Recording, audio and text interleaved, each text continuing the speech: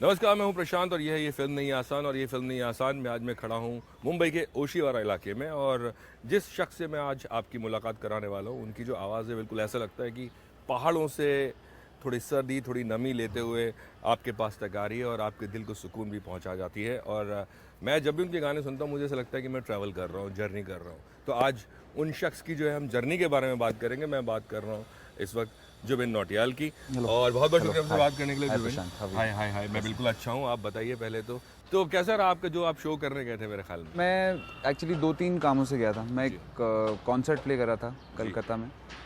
फिर उसके बाद मैं दुबई चला गया था एक म्यूज़िक वीडियो शूट करने के लिए, जो हमनवा मेरे के बाद जो अगला मेरा गाना होगा उसके ऊपर हम लोग ने कुछ बनाया है। जी। पसंद आएगा आपको। कॉन्सर्ट और फिल्म यानी प्लेबैक सिंगिंग, आपको किस में ज़्यादा सुकून मिलता है और दोनों की क्या फ़ायदे और नुकसान है? नुकसान तो कोई नहीं है। इनफैक्ट स्टेज शोज में ज़्यादा फ़ायदे हैं, पैसे अच्छे मिलते हैं। यस, बट सुकून की अगर आप बात करें तो डेफिनेटली स्टूडियो में डब करके सुकून मिलता है, क्योंकि वहाँ पर हम क्रिएशन पे ज़्यादा ध्यान दे रहे हैं, परफॉर्मेंस पे कम ध्यान दे रहे हैं। स्टेज पे ये है कि स्टेज पे किक देता होगा स्टेज पे। हाँ, स्टेज याद दिला देता है कि हम इतनी क्रिएशन कर क्यों रहे हैं बेसिकली। ओके। So yes. तो अगर मैं आपसे पूछूं कि आपकी जो है पूरी जर्नी है, मेरे ख्याल में 4 साल की उम्र से आपने कुछ गाने वाने का कुछ सोच लिया था या कुछ गाना शुरू कर दिया था। जी। तो 4 साल की उम्र में इतना बच्चे को तो खुद को तो नहीं पता होता, बट हाँ ये ज़रूर करता है कि सुन के देख के वो सुर पकड़ लेता है।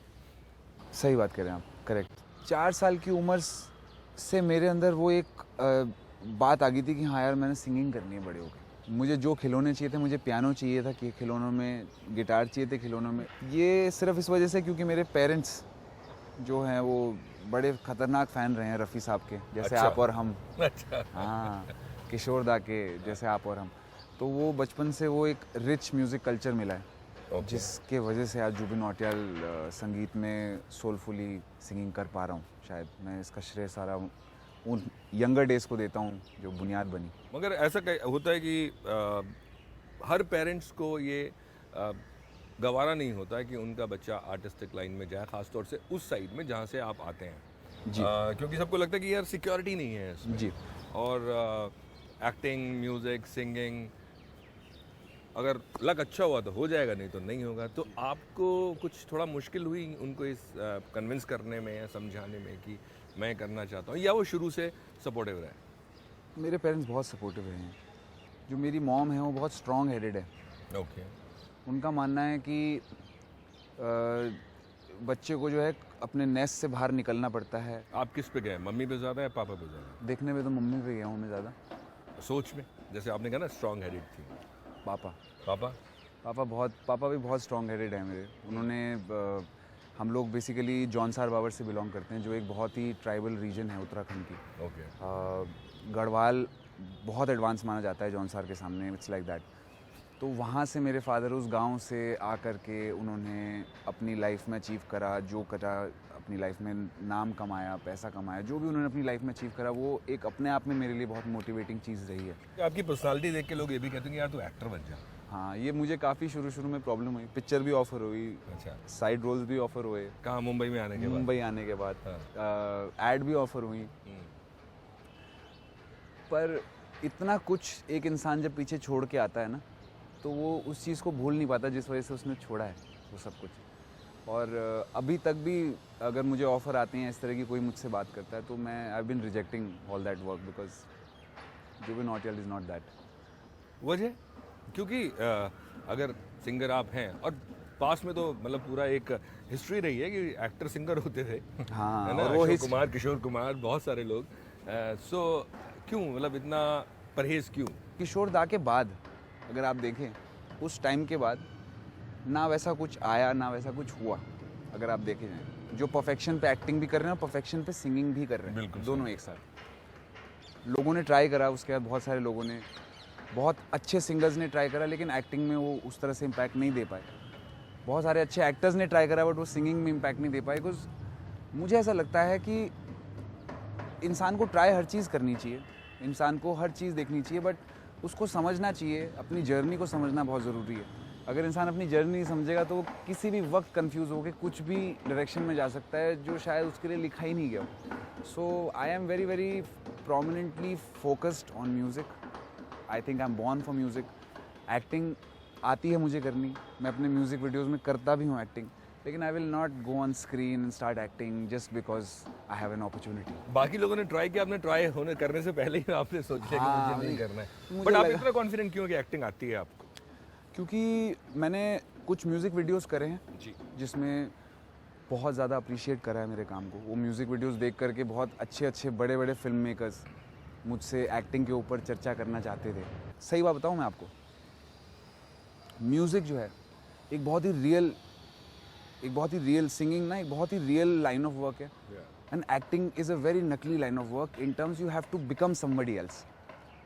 सो ये एक डिफरेंस है जो आप खुद में- कन्फ्लिक्ट है। या, आप खुद ही बने रहना चाहते हैं, आप कोई दूसरा मतलब Correct. दूसरा तो जामा मुझे नहीं एक ओढ़ना एक अच्छा सिंगर बनने के लिए मुझे अपने एक्सप्रेशन में गाना जी। है, और एक अच्छा एक्टर बनने के लिए मुझे किसी भी इजीली किसी के भी एक्सप्रेशन में जा करके उस पर एक्ट करने का, तो वो अपने आप में ही प्रोफेशन में एक कन्फ्लिक्ट है।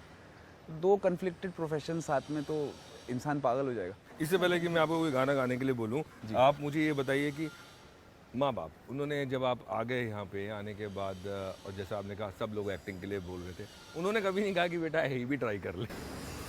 मॉम डैड ने कभी कभी नहीं कहा। वो जानते हैं मुझे एज अ पर्सन।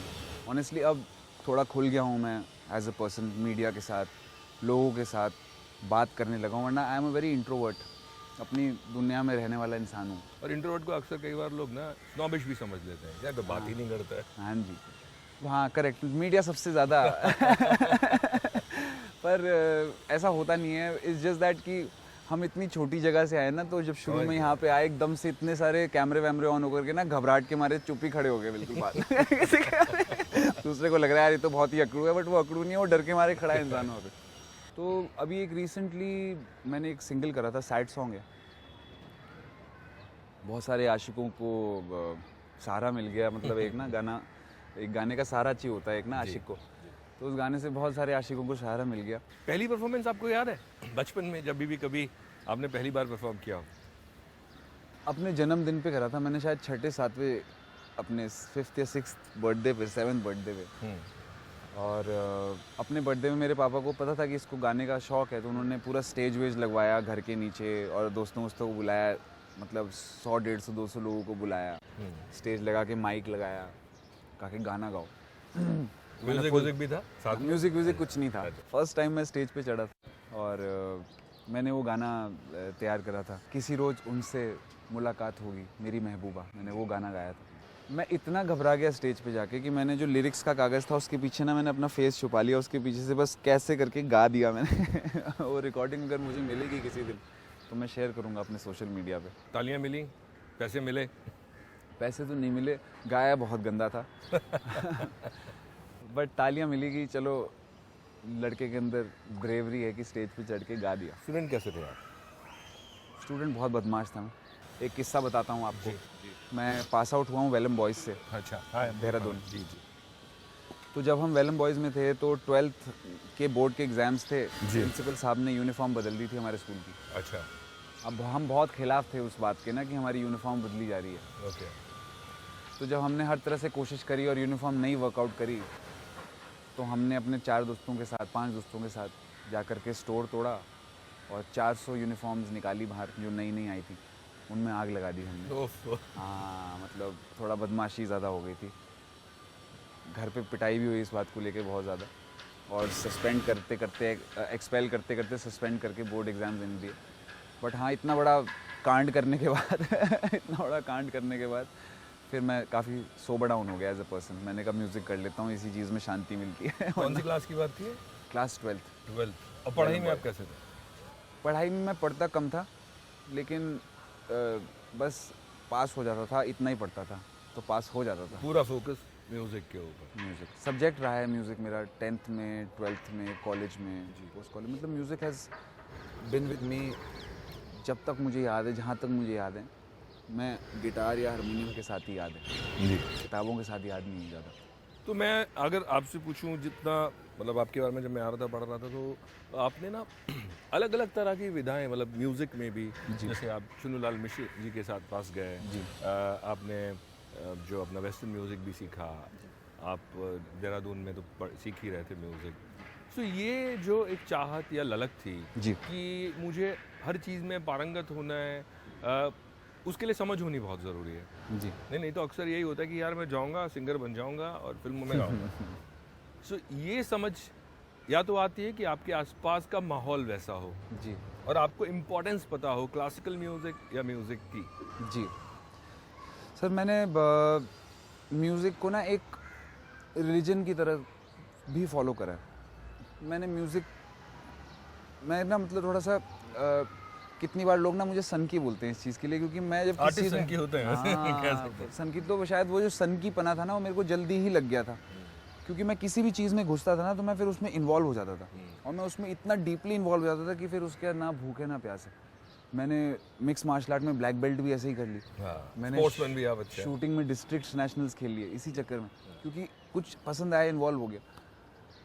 म्यूज़िक में उस तरह का इन्वॉल्वमेंट इसलिए नहीं रहा कि प्लेबैक सिंगर बनना है, एक बड़ा आर्टिस्ट बनना है, स्टाइल मारनी, ये नहीं रहा। ये चीज़ करके ना सुकून मिलता है, एक ना चैन मिलता है, नींद बहुत अच्छी आती है, मेरा दिमाग बहुत चलता है, बहुत तेज़ चलता है। सिर्फ म्यूज़िक करते हुए एक मेडिटेटिव एनवायरनमेंट क्रिएट होता है अपने अराउंड। बिल्कुल। और वो जब मैं करता हूँ तो फिर अभी मुझे वेस्टर्न म्यूज़िक भी समझना था क्या है। मैं चेन्नई जाके मैं साउथ म्यूज़िक भी समझना चाहता था क्या है, कि हिंदुस्तानी शास्त्रीय संगीत साउथ के क्लासिकल म्यूज़िक से डिफरेंट क्यों है, वो एक्स्ट्रा 4 सुर क्या है जो हम लोग यूज़ नहीं करते। उसके लिए मैं चेन्नई चला गया, स्वर्ण भूमि अकेडमी ऑफ म्यूज़िक सीखने के लिए। लंदन जाऊंगा, प्रोग्रेसिव रॉक म्यूज़िक क्या है, कोल्ड प्ले, जॉन मेयर, इतने बड़े बड़े बैंड्स हैं, ये लोग क्या ये साउंड कैसे क्रिएट कर रहे हैं इसको। शास्त्रीय संगीत तो खैर नॉर्थ का तो बहुत बेसिक रहा है, तो शास्त्रीय संगीत भी चल रहा है। एक दिन बम्बई में था मैं अपने फादर के एक दोस्त के घर, वहाँ पे चन्नूलाल जी की प्रस्तुति थी। चन्नूलाल जी के भाव सुन कर के मैं पागल हो गया। मैंने कहा इतना एक्सप्रेशन, इतने भाव एक ही बार में ऐसे कैसे। ये सब कुछ हो रहा है, उसके साथ मेरी एक टीचर है श्रीमती वंदना श्रीवास्तव, जो वेलन बॉयज़ की टीचर रही हैं, तो वो एक बैकबोन की तरह रही हैं। वो एक म्यूज़िकल एनवायरनमेंट घर वालों की वजह से ही बना रहा, बीच में बहकता था तो कान पकड़ के ले आते थे, और अपने अंदर भी एक क्यूरोसिटी थी। There are a lot of good things falling in one place. I think that's what makes an artist. किसी चीज़ को सीख करके जब आप अकेले कमरे में बैठते हो, आपने किसी चीज़ पे मेहनत करी है, लेकिन अब आप एक दिन बैठे हो कमरे में और आप उस चीज़ को प्ले कर रहे हो और इन्जॉय कर रहे हो कि आपकी मेहनत सफल, वो जो एक सफलता की जो उस वक्त जो फील है ना, मैं उस फील के लिए जीता हूँ बेसिकली। अगर मैं आपसे पूछूं कि अभी आपको क्या लगता है कि आप किस लेवल के सिंगर आप हो गए हैं, या अभी आप में क्या वीकनेसेस आपको लगता रह गई हैं? मैं ये नहीं पूछूंगा क्या है क्यों बताएगा कोई, बताना भी नहीं चाहिए। नहीं, वीकनेसेस और स्ट्रेंथ क्या है? शुरू में जो मेरी मैम थी वो कहती थी एक्सप्रेशन नहीं आ रहा तेरी वॉइस में, एक्सप्रेशन नहीं आ रहा, तो ऐसा कीड़ा पड़ा मुझे एक्सप्रेशन का कि आज लोग मुझे एक्सप्रेशंस के लिए जानते हैं कि मैं भाव दे रहा हूँ गाने में। तो आई थिंक वो मेरी सबसे बड़ी स्ट्रेंथ है, जो मैं गाने में सोल ला रहा हूँ, जो मैं गाने में एक्सप्रेशन ला रहा हूँ। मेरी वीकनेस होती थी डांस म्यूज़िक गाया नहीं जाता था मुझसे, बट फिर दोस्त हैं, भाई लोग हैं, उन्होंने कहा कि यार तुम्हारी इतनी यूनिक टोन है, डांस म्यूज़िक तो गवाएंगे हम तुमसे। तो उन्होंने फिर हम्मा सॉन्ग और ऐसे कुछ गाने गवाए। तो अभी धीरे धीरे करके बैरियर्स तोड़ रहा हूँ मैं अपने, जो सोच के आया था वो सब धीरे धीरे टूट रहा है, और जो रास्ता बन रहा है उस पर चल रहा हूँ। किशोर दा की जर्नी को काफ़ी इंस्पिरेशन मानता हूँ मैं, किस तरह से वो उस टाइम पे यूडलिंग इंट्रोड्यूस करी उन्होंने, जब वेस्टर्न म्यूज़िक का डब्लू नहीं पता था। बिल्कुल। तो उस वक्त वो यूडलिंग, कंट्री म्यूज़िक से यूडलिंग सीख के आया, और उन्होंने यहाँ पर यूडलिंग किस तरह से यूज़ करी कल्ट गानों में। आई थिंक वही एक आर्टिस्ट का काम है, हर बार आना, अपने बैरियर्स तोड़ना, और अपने बैरियर्स तोड़ करके कुछ एक नई चीज़ क्रिएट करना। I think that's what an artist is about. तो जर्नी जो है वो लंबी, और एक हफ्ते में सिमटाना थोड़ा सा मुश्किल काम है। तो अगले हफ्ते हम अपने दर्शकों को फिर ये इंटरव्यू सामने लेके आएंगे, तो अगले हफ्ते ट्यून इन करना ना भूलें। इंटरव्यू जुबिन नौटियाल के साथ, इनके सुरीले गानों के साथ।